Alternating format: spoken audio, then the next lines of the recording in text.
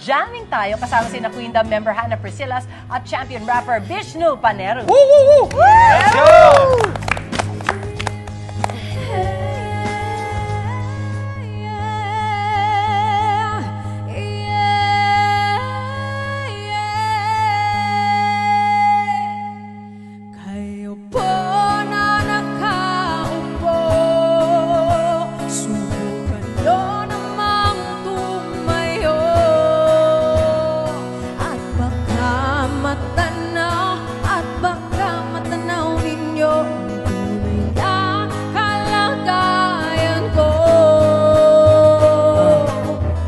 Andiyan po ba kayo sa loob ng malaking bahay at malawak na bakuran? Mataas na pader, pinapaligiran at nakapilang mga mamahaling sasakyan.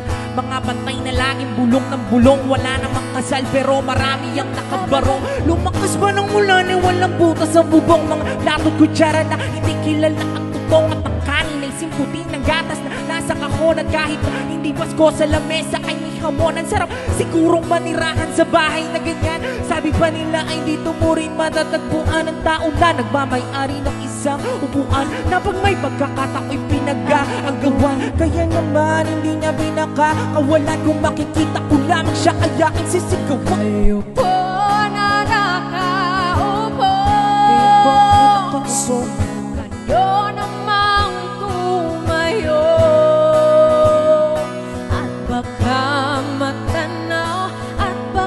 matanaw, ninyo ang tunay na kalagayan ko.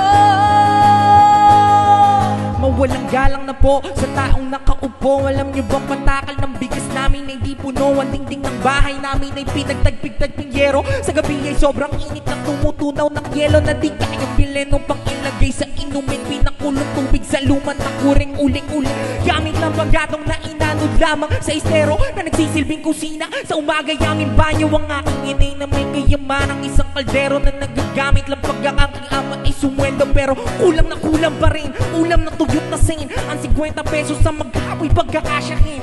Di ko alam kung talagang maraming harang o matakas lang ang bakod. Nagbubulag-bulagan lamang ho kayo dahil sa dami ng pera nyo. Walang doktor na makapagpapalinaw ng mata nyo. Kaya huwag kang masyadong halata, bato-bato sa langit.